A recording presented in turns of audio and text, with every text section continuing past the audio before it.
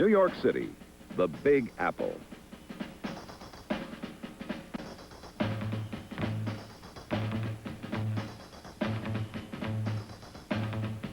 Today we're bringing you our Big Apple special.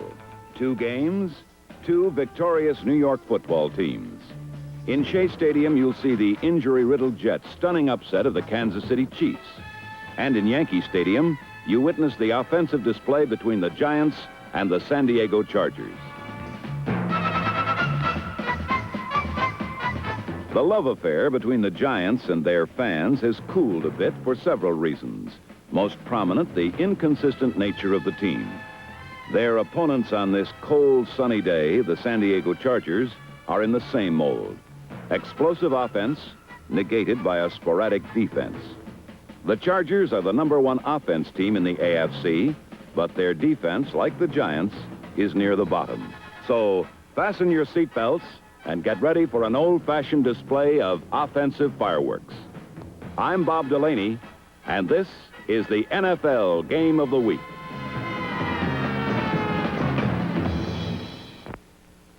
The Giants went into this game, their first ever with San Diego, off of 4 consecutive defeats, including 1 to the Eagles. But their performance 2 weeks ago against Minnesota gave reason for optimism even in defeat. The big question today was defense. It figured the team held to 3 touchdowns or less would win. And on San Diego's first series, the Giants' pursuing defense looked promising.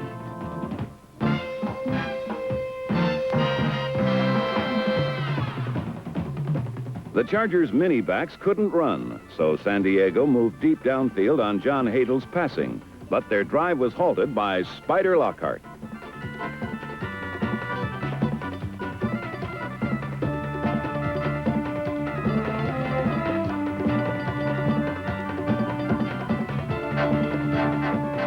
Lockhart's interception and 31-yard return gave New York a big break on the 35.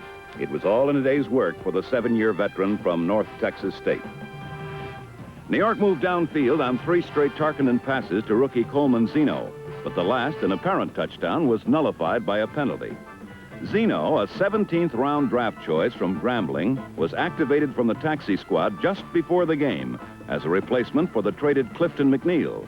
The rookie stepped right in to become one of the stars of this game. With it 1st and 15 on their opponent's 18, Tarkenton left it to another newcomer, Ron Johnson. Johnson, playing only in his 2nd game of the year because of a preseason injury, proved he's back all the way, and his presence in the Giant lineup is a big boost. From the 1, it was Johnson again, and the Giants were on the board first, 7-0.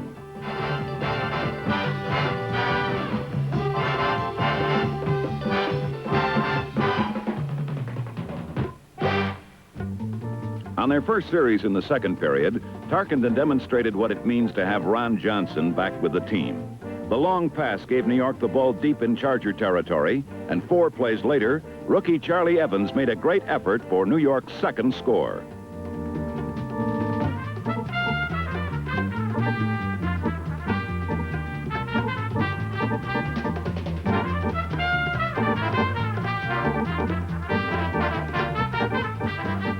Except for their opening series, the Charger offense had been non-existent and continually gave up the ball, leaving the Giants good field position.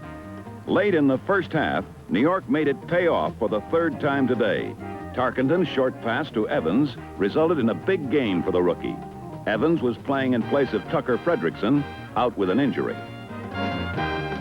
With just over a minute remaining, Tarkenton rolled right and passed over 2 defenders to tight end Dick Kotite, who raced in with New York's 21st point. For Fran the Scram, it was a 212th touchdown pass, giving him 4th place on the all-time NFL records. The Giants now led by a whopping 21-0. Tarkenton is now tied with Y.A. Tittle, and ahead of them are John Unitas, Sonny Jurgensen, and George Blanda. Now, with a little over a minute remaining in the half, and New York in a prevent defense, John Hadel finally got his team moving. In typical Charger style, it was done quickly and somewhat unorthodoxly. After a pass to Jeff Queen picked up 22, Hadel beautifully avoided a fierce New York pass rush and improvised.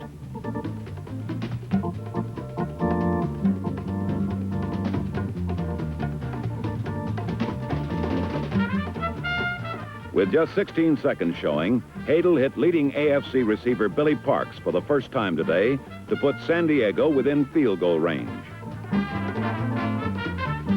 With 7 seconds left, Dennis Partee kick was true, and San Diego salvaged something from the half.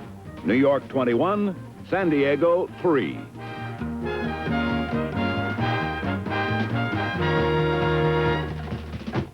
At the start of the second half, San Diego had to start scoring, and soon. But the situation got worse instead of better for the Chargers.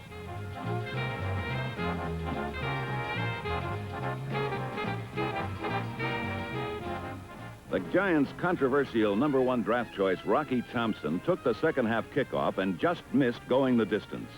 His return of 63 yards gave New York the ball on the Charger 37.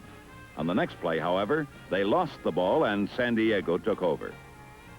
Again, New York defense well against the run, but then began a Charger display of offensive excellence that lasted the entire third quarter and resulted in 2 San Diego touchdowns. It was done in typical Charger style, swiftly, effectively, and through the air.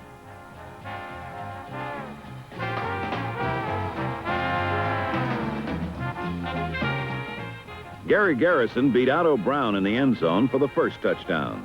Garrison is called the Ghost because he runs so effortlessly in his graceful, gliding style. His talents were overshadowed, however, by the presence of Lance Allworth. But now, even with such fine receivers as Parks, Walker Gillette, and Jerry Levias on the Chargers, Gary Garrison holds the position of eminence among them. Now at last, San Diego looked like the team that had decimated the Jets the week before when they scored 49 points, highest total in the league this season. But if San Diego looked like the offensive leader they are, the Giants' defense was playing the third quarter up to their statistical capabilities. Only one other club, the Buffalo Bills, have allowed more points.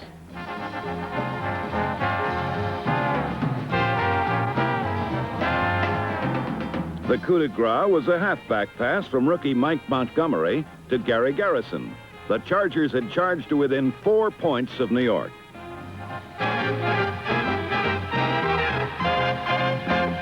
The momentum seemed to still be with San Diego on the kickoff. Dennis Partee kept the ball away from Rocky Thompson, but Joe Green lateraled to Thompson with nearly disastrous results. Once again, Thompson proved his hands are almost as dangerous as his speed. But here, Tarkenton turned the entire game around with one brilliant play. The bomb went to rookie Coleman Zeno, who had beaten veteran Jim Hill.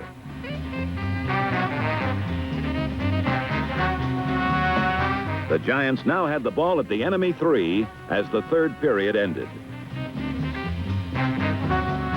They scored on the fourth quarter's first play when Charlie Evans went in from the 1. The Giants had broken open a tight ball game.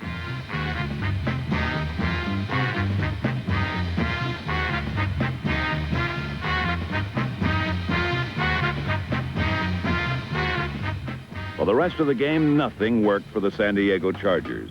The Giant front wall, sparked by the return of Jim Kinnicky, shut off anything San Diego tried to do on the ground.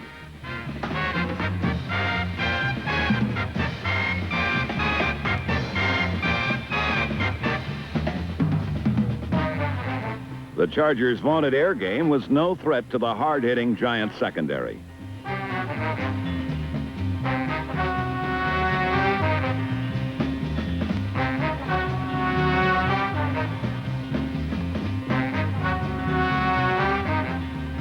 John Hadel's last pass of the day was intercepted by Willie Williams.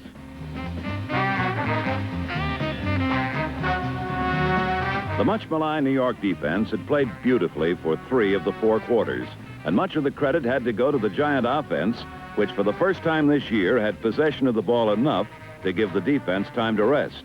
Today, the Giants perfectly demonstrated the relationship between the 2 platoons.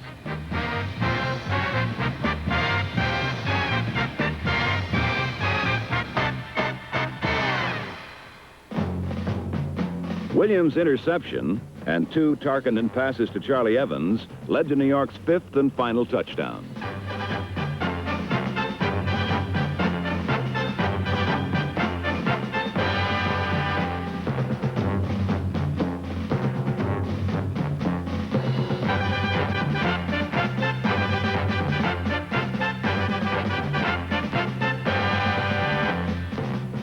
Appropriately, it was scored by Charlie Evans, the unheralded rookie from Southern California.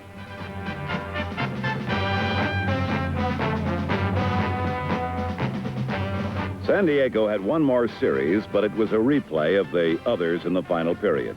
Marty Domreyes replaced Hadel, but the result was the same. Willie Williams' second interception of the day ended the game.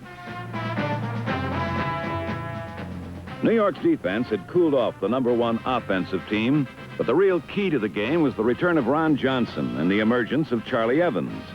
They produced 130 yards on the ground for New York and opened up opportunities for the passing attack. Fran Tarkenton had one of his finest days in a long line of fine performances. He had completed 16 of 20 passes for nearly 300 yards and discovered a new receiver named Coleman Zeno to go with it.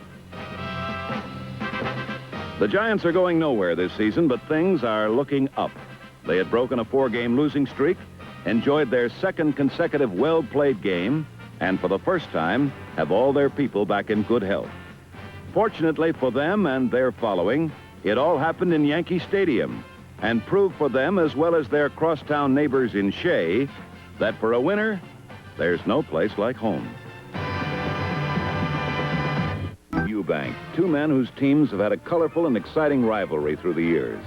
In 1968, the New York Jets beat the Kansas City Chiefs en route to a Super Bowl.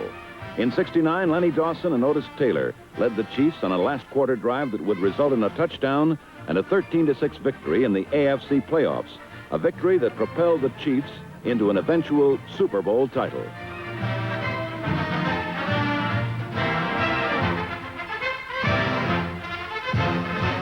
But that was 2 years ago, and much has changed since then.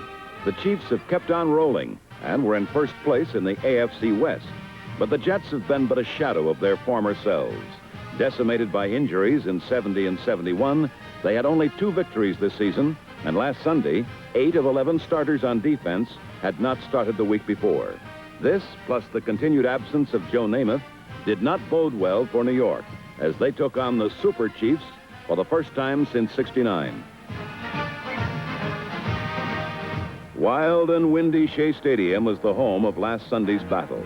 The wind and the bounce of the ball would play an integral part of the game as rookie Mike Adamle returned the opening kickoff for the Chiefs.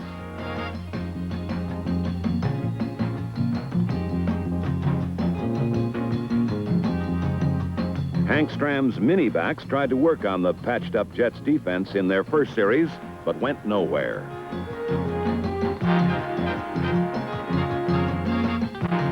Then on 4th down, punter Gerald Wilson failed to hold onto the snap, and the Jets had their first big break.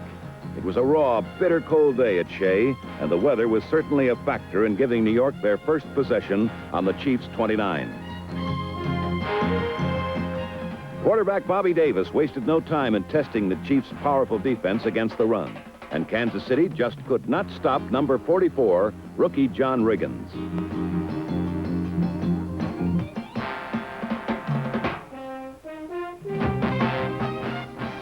Two plays later, Emerson Boozer went up and over, and the Jets had a 7-0 lead early in the game. The Jets' ability to run well against the Chiefs' vaunted front 4 and linebackers would be a telling factor in this game.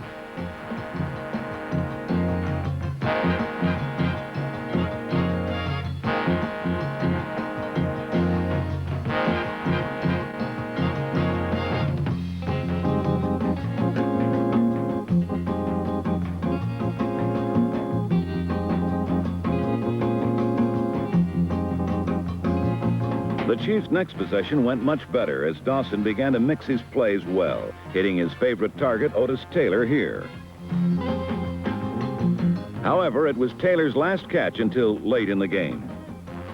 Then Dawson called on Warren Minnie McVay, and the Chiefs ran the ball 8 straight plays. Eubank had the Jets in a 4-4-3 defense much of the day, but McVay was able to slip through the slits and crevices in their defense for sizable gains. Dawson now had the Jets' defense tightened up, looking for the run, and crossed them up with the play-action pass. A perfect call, and Mike Adamle bowled into the end zone to tie the game at 7. Stram would use the 5'9", 200-pound rookie from Northwestern, along with McVay, Hayes, and Jim Otis all day to try and find the right combination of backs, since Ed Podolak, his top runner, was injured. On this series, all 4 had been used, and the Chiefs had tied the game. The Jets' next series was again highlighted by the successful running of Boozer and Riggins, a special tribute to the Jets' offensive line, because the Chiefs were keying on the run, conscious of the fact that the Jets have minimized their passing attack with Namath out.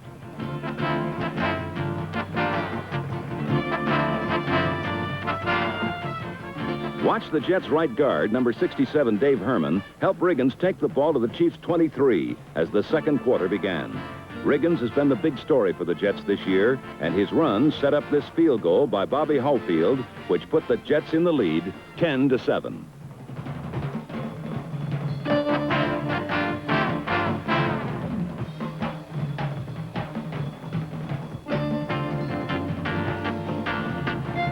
The Jets, however, would score no more in the half. The Chiefs' defense began to key on Riggins, and the next time he touched the ball, he lost it.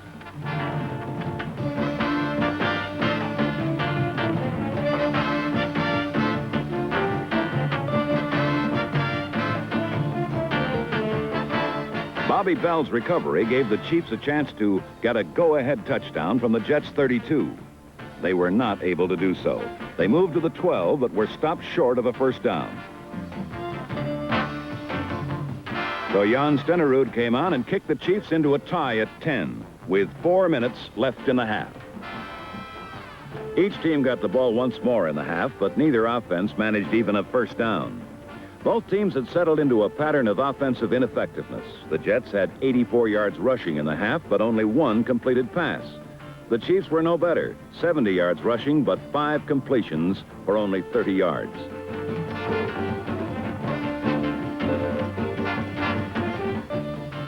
Ralph Baker's great one-on-one tackle ended the half with the game tied, a result the Bandage Brigade from New York would have gladly settled for. But 30 minutes later, they would have even more. The second half opened with the ball again bouncing, and the Jets' rookie return man, Chris Farasopoulos, barely making it back to the 20.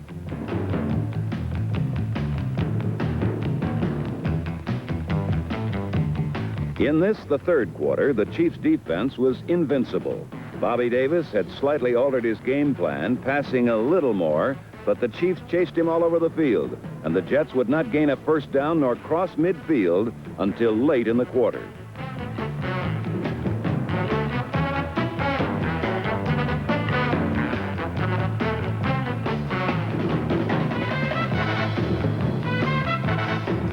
The Chiefs could do no better. In fact, they did worse.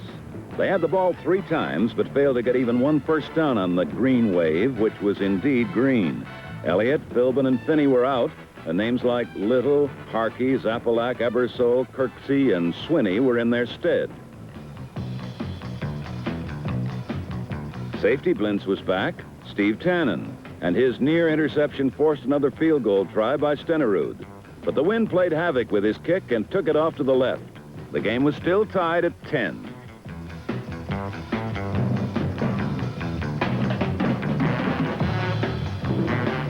Then, late in the third quarter, came the key series in the game.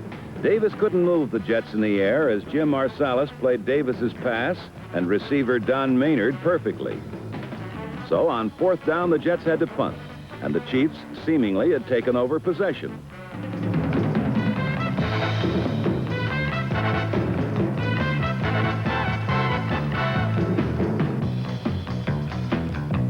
But a running into the kicker penalty gave the Jets new life.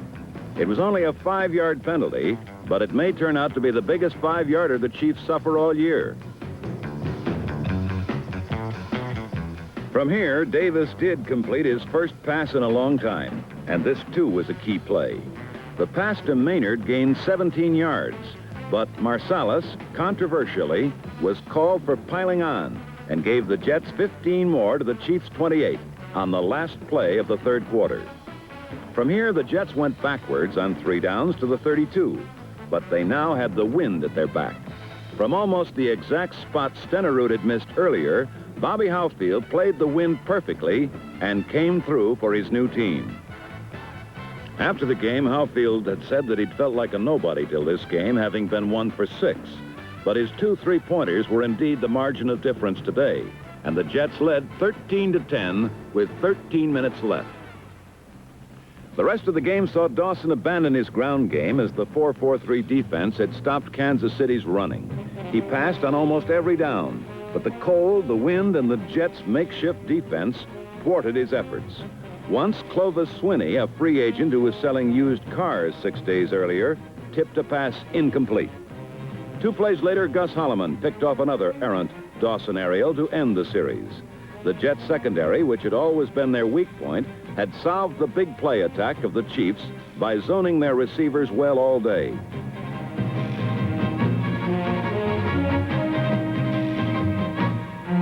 Hank Stram's team would have one more chance with under a minute left in the game, and Dawson began to lead them downfield, hoping to get in field goal range.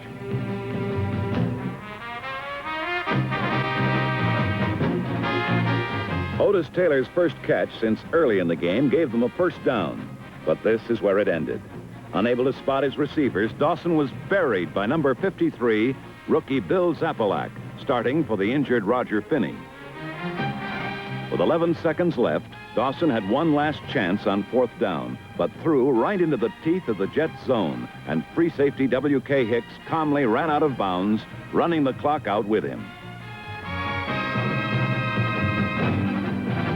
The Jets' 13-10 victory, forged from a ragtag defense who outfought the Chiefs at every turn, may help make a respectable season out of a dismal beginning. For the Chiefs, their second loss put them a half game behind Oakland in the AFC West, a loss which may loom large in the final standings. So it was a big day in the Big Apple as both New York teams won.